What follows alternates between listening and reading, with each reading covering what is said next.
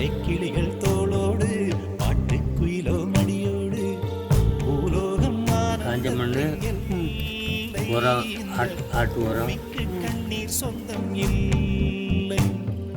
பச்சை கிளிகள் தோளோடு பாட்டுக்குயிலோ மடியோடு பூலோகம் ஆனந்தத்தின் எல்லை. இந்த பூமிக்கு கண்ணீர் சொந்தம் இல்லை. சின்னஞ்சிறு